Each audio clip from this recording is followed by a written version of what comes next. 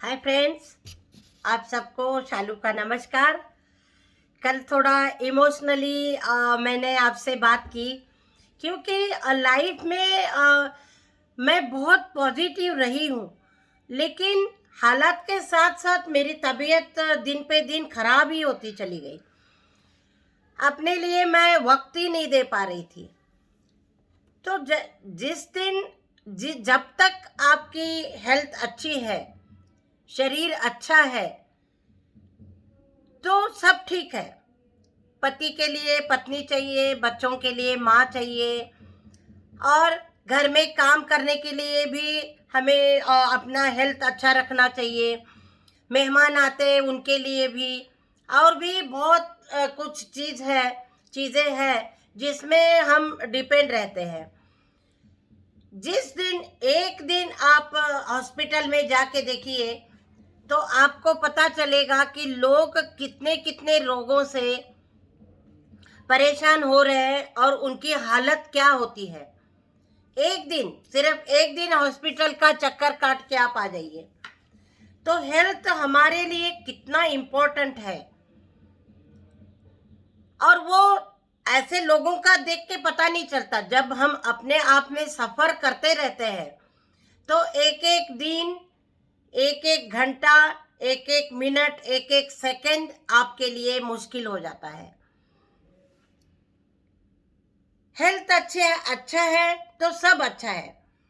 बहुत बड़ा मकान है, प्रॉपर्टी है, बहुत पैसा है, करोड़ों पैसा है, लेकिन वो हेल्थ के आगे सब फेल है। जिसकी हेल्थ अच्छी है वो सबसे richest man in the world, मेरा अपना वो है। तो आप भी इस बात के लिए सोच के देखें। जो सफर करता है वो सफर करता ही जाता है, क्योंकि रोग एक बार अंदर गया तो वो फिर बढ़ता ही रहता है, बढ़ता ही रहता है। चाहे आप कितना भी इलाज दवाइयाँ खाते रहो, टेम्पररी कम हो जाएगा और फिर ज़्यादा हो जाएगा। तो ऐसे मैंने अपने लाइफ में बहुत सफ़र किया और हेल्थ का इम्पोर्टेंस मैं जान गई थी।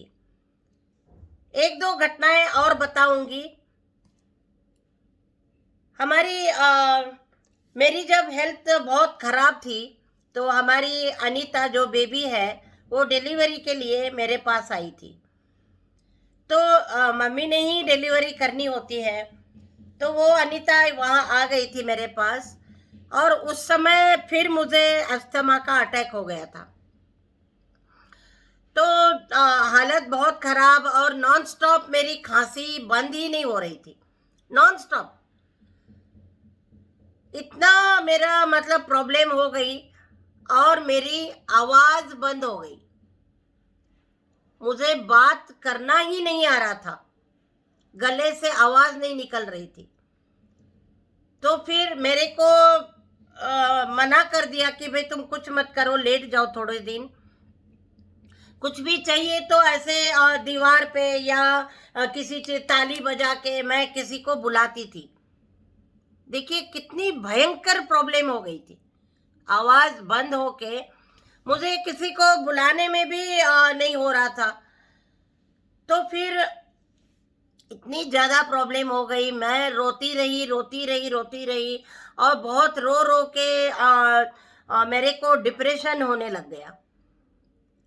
उसके बाद बेबी, वो जब भी अनीता जो है हमारी, वो बेचारी क्या करे, मम्मी है तो मम्मी को खांसी हो रही है, वो कभी पानी देने के लिए आती थी, कभी मेरे सिर पे हाथ रखने आती थी, कभी कुछ खाना पूछने के लिए आती थी, मम्मी कुछ खाओगे, कुछ ले आऊं क्या, क्या ज़रूरत है। लेकिन मैं उसको बोलती थी कि तुम बाहर जाओ, मेरे पास मत आओ। जैसे ही वो सामने आती थी, क्योंकि मेरे दिमाग में ये हो गया कि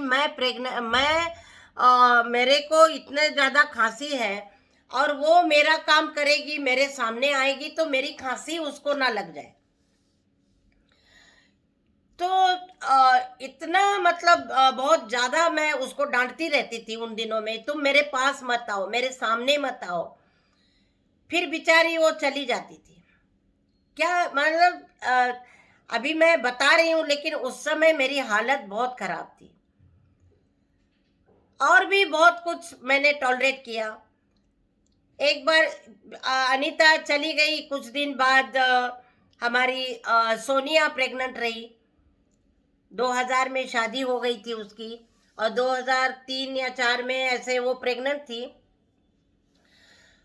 और उस समय मैं हॉस्पिटल में कुछ काम से गई थी। हाँ, मोना की डिलीवरी हो गई थी और मैं चली गई थी, हॉस्पिटल में थी। तो उस समय सोनिया कुछ बना के मोनालिसा के लिए ले आई। खीर है गरम, थोड़ा घी वगैरह डाल के उसके लिए बना के ले आई। तो वो ले आई और उसने बोला कि आप मम्मी जी ये लो। और वहीं उसको प्रॉब्लम शुरू हो गई और उसका एबॉर्शन हो गया। एबॉर्शन के टाइम पे वो एडमिट हो गई और उसने मेरा पल्लू साड़ी का ऐसे पकड़ लिया था कि मम्मी तुम इधर ही रहो, मुझे बहुत डर लग रहा है, मुझे बहुत डर लग रहा है मम्मी, मुझे छोड़ के मत जाओ। और मेरी खांसी इतनी ज़्यादा थी, नॉन स्टॉप खांसी करती जा रही हूँ। तो वो जो नर्स है उसने आके मुझे पहले बोला, गेट आउट, आप यहाँ 1 सेकंड भी नहीं रुकोगे, आपको बहुत ज़्यादा खांसी है, आप गेट के बाहर जाके वहाँ बाहर इंतज़ार करिए। देखिए उस समय मेरे दिमाग में कितना वो असर पड़ गया होगा। क्या करे, बहू रो रही है ना, पल्लू पकड़ रही है, मम्मी मत जाओ, मुझे डर लग रहा है। और मुझे नर्स वहाँ 1 सेकंड के लिए भी खड़े नहीं होने दे रही है। तो ऐसे हालात में मैं बाहर जाके रोने लग गई, बहुत रोई। मेरी बीमारी कितनी भयानक थी उसके लिए मैं कल भी आपसे यही बात करूंगी, क्योंकि ये बीमारी मुझे इतना, मेरा लाइफ चेंज करने में ये बीमारी एक मेन रीजन है। बहुत अनुभव,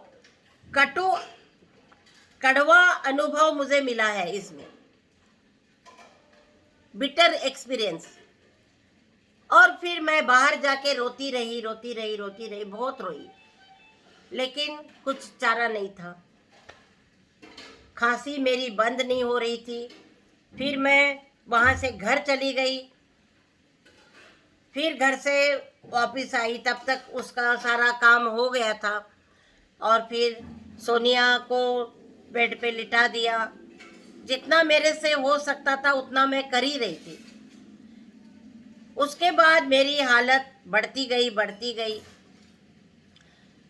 डॉक्टर पांडे थे, उन्होंने फिर इनको बुलाया और कहा कि आपको अपनी वाइफ चाहिए तो आप इसका पूरा ध्यान रखना पड़ेगा, आपको इसको किचन से दूर रखना पड़ेगा, किचन में इसको बिल्कुल मत भेजिए, रोटी की भाप भी इसको नहीं जानी चाहिए, जो रोटी बनाते हैं उसकी स्टीम जो होती है वो भी इसको नहीं जाना चाहिए। बच्चों की डिलीवरी है, ये है, उनके कपड़े धोना, ये सब वो बिल्कुल नहीं करेगी, इसका टोटली रेस्ट चाहिए। तो थोड़ा इनको भी समझ में आया, थोड़ा केयर करने लग गए। लेकिन भगवान करे शरीर जब तक स्वस्थ है तब तक आप बहुत अच्छे रहेंगे, हंसते खेलते रहेंगे और आपकी ज़रूरत सबको पड़ेगी। और जब आप एक बार बिस्तर में चले गए, हालत खराब हो गई, तबीयत खराब हो गई, तो आप एक डिफेक्टिव पीस बन के रहोगे। कितना दिन पूछेंगे वो लोग? 1 दिन, 2 दिन, 8 दिन, महीना, 2 महीने, 6 महीने। जिसको सालों साल प्रॉब्लम हो रही है उसका कौन करेगा? केयरलेस हो जाएंगे ना सब। फिर वो एक डिप्रेशन, मुझे कोई पूछ नहीं रहा, मेरे को कोई केयर नहीं कर रहा है। तो इसलिए health is more important then wealth. Health जिसकी अच्छी है वो बिल्कुल राजा है, रानी है, एकदम राजा की तरह है, बहुत अमीर, richest person in the world. तो हेल्थ के बारे में मैंने थोड़ी बात की आज आपके साथ, और ये मेरा पर्सनल एक्सपीरियंस मैं आपके साथ शेयर कर रही हूँ। तो उसके बाद फिर मैं आपको कल बताऊंगी ऐसे एक्सपीरियंस, कैसे कैसे एक्सपीरियंस मेरे में लाइफ में मेरी हेल्थ को लेकर हो गए और किस किस ने हेल्प की, वो फिर मैं आपको कल बताऊंगी। और तब तक के लिए शालू का नमस्कार, आप सबको धन्यवाद। देखते रहिए दादी माँ का बचपन। शालू बीमार हो रही है, हालत खराब हो रही है, और उसने खराब हालत में अपने आप को कैसे उभार लिया, कैसे अपने आप को स्टैंड किया, वो एक बहुत ही मजेदार कहानी है। तो सुनते रहिए, देखते रहिए। धन्यवाद।